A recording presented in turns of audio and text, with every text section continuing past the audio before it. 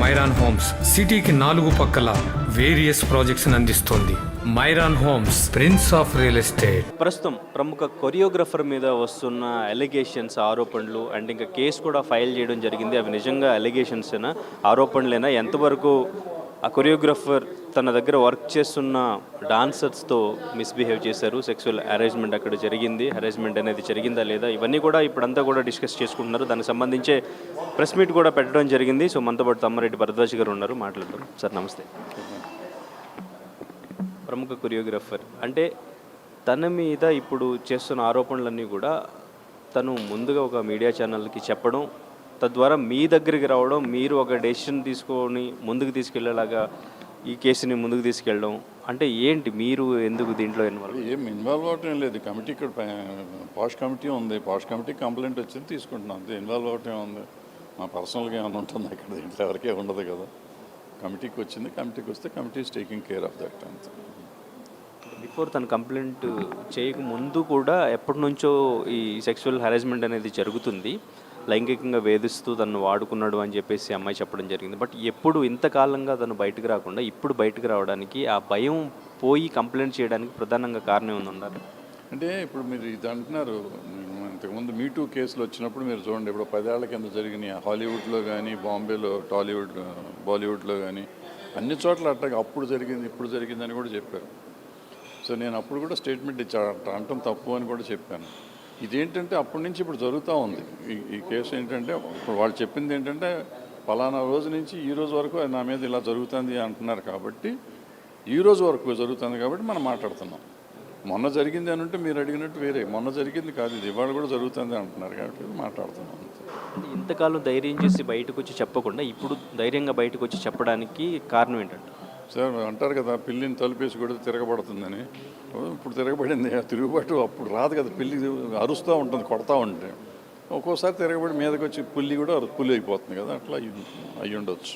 So but అంటే ఈ ఆరోపణలన్నీ కూడా నిజమే అని మీరు అనుకుంటున్నారు? ఎందుకంటే మీరు కూడా ఇన్వెస్టిగేషన్ చేశారు మీ కమిటీ నుంచి అని చెప్పేసి, వాళ్ళ పేరెంట్స్ తరపు నుంచి కూడా ఇన్వెస్టిగేషన్ అండ్ ఇంకా కొరియోగ్రఫర్ వైపు నుంచి కూడా మీరు స్టేట్మెంట్స్ అన్నీ కూడా తీసుకున్న కలెక్ట్ చేసి పెట్టుకున్న ఎంక్వైరీ నడుస్తుందని చెప్పారు కదా. ఎటువైపు న్యాయం ఉంది, ఎటువైపు నిజంగా? మన న్యాయాన్యాయాలు ఇప్పుడే మనం చెప్పలేమండి జడ్జి. ఇప్పుడు కొన్ని సాక్ష్యాలు తీసుకోవాల్సింది ఉంది, అవన్నీ తీసుకున్నాక కానీ రాదు. ఇప్పుడు నేను ఒక సైడ్గా ఉండిపోయి అమ్మాయి కాబట్టి అమ్మాయి సైడు, అబ్బాయి కాబట్టి అబ్బాయి సైడు ఇట్లా ఉండటం కరెక్ట్ కాదు కదా. మేము ఒక జడ్జిమెంట్ చేసే పరిస్థితిలో ఉన్నప్పుడు గబుక్కును మేము సైడ్స్ తీసుకోలేము.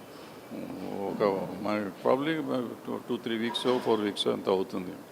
ఒక జడ్జిమెంట్ ఒక నిర్ణయానికి వచ్చినాక, అందరం కలిసి నిర్ణయానికి వచ్చినాక చెప్తాం. ఇప్పటివరకు మీకు అందిన ఆధారాల ప్రకారం తప్పు ఉంది నిజంగా కొరియోగ్రాఫర్దని మీకు అనిపించిందా? I don't comment on that right now. ఎందుకంటే it is a collective report అండి. నేను ఒకరిని ఏదో చెప్పి వాళ్ళు ఇంకోటి చెప్పేది కుదరదు కదా, చెప్పకూడదు కూడా. మేము ఇన్వెస్టిగేట్ చేసుకుంటా ఆల్రెడీ తప్పు జరిగిపోయింది అనే పాట నేను అనకూడదు, తప్పు జరిగి అవతల వాళ్ళు అబద్ధం ఆడుతున్నారని రెండూ చెప్పకూడదు. నేను న్యూట్రల్గా ఉండాలి. ప్రస్తుతం న్యూట్రల్గా ఉంటేనే మీరు చెప్పింది నిజమే అనుకుంటే రేపు నేను బయాస్ అయిపోతాను ఒకవేళ తప్పు అయితే. So let us wait. Hardly చాలా వరకు వచ్చేస్తుంది. అంటే యూనియన్లో గొడవలు అండ్ ఇంకా వైసీపీ నుంచి కూడా ప్లాన్ చేసి లాక్ చేశారు అనే కామెంట్స్ కూడా వినిపిస్తున్నాయి, ఇందులో నిజం ఉందంటారు? అవన్నీ ఉండవండి. దానికి పొలిటికల్ పార్టీలు కూడా మనకెందుకు, మనకు సంబంధం లేదు. జరిగేవి మనకు తెలిసినాయే కదా. కొన్ని ఎప్పటి నుంచో ఇటువంటి కంప్లైంట్లు ఉన్నాయి, ఇళ్ళ మీద కాదు, ఈ పర్టికులర్ కేసు కాదు. ఇటువంటి కంప్లైంట్లు చాలా రోజుల నుంచి చాలా ఉన్నాయి. బయటకు వచ్చినాయి కొన్ని రాలేదు. సో ఇప్పుడు వచ్చింది కాబట్టి ఇది మాట్లాడుతున్నాం. దాని అప్పుడు లేదు కదా, వైసీపీ అప్పుడు ఉందా? లేదు కదా. ప్రూవ్ అయితే ఇప్పుడు ఎటువంటి డెసిషన్ తీసుకుంటారు కమిటీ నుంచి? సివియర్గా ఉంటుందండి యాక్షన్. ఏముంటుందనేది నేను చెప్పలేను, కానీ it will be very serious. అంటే మన పరిధిలో ఎంతవరకు ఉందో అంతవరకు చేయగలం. అంటే తను ఒక star choreographer, national award winning, అన్ని లాంగ్వేజ్లో కూడా స్టార్ కొరియోగ్రాఫర్గా ఉన్నారు. తన కెరియర్ ఎలా ఉంటుంది ఒకవేళ ప్రూవ్ అయితే? సార్ బాంబేలో ఏమైందో చూశారు కదా. బాంబేలో ఏమైంది, మీటూ అప్పుడు పెద్ద వాళ్ళ సినిమాలు ఆగిపోయినాయి. అంతే అవుతుంది, అంతే జరుగుతుంది. ఇక్కడ కూడా ఈ హెరాస్మెంట్స్ అనేవి, కాస్టింగ్ కౌచ్ ఎక్కువగా ఉంది, దానికి సంబంధించి సమంత కూడా పోస్ట్ చేశారు. హేమా కమిటీని ఇక్కడ స్వాగతిస్తున్నాం అని చెప్పేసి, హేమా కమిటీని ఇక్కడ ఎందుకు ఇంప్లిమెంట్ సరిగా చేయట్లేదు అని చెప్పేసి కామెంట్ చేశారు. ఏమంటారు? హేమా కమిటీ అంటే వాళ్ళు జడ్జిని వేసి చేసుకున్నారు, కమిటీ వేశారు. ఇక్కడ ఒక కమిటీ, హై లెవెల్ కమిటీ ఒకటి ఉండింది, అది రిపోర్ట్ రావాలి, వస్తుంది, ఆల్రెడీ ఉంది. మన వాళ్ళు కూడా ఇంటర్వ్యూలు చేశారు, అట్లాగే చేస్తే అది వస్తుంది, త్వరలో వస్తుంది. గవర్నమెంట్ మారింది కదా, మధ్యలో టైం పోయింది, ఆ టైం పోయి ఉంది. ఇప్పుడు ప్రాబ్లీ ఎఫ్డీసీ యాక్టివ్ అయితే నెల రోజుల్లో వచ్చేయచ్చు అది కూడా.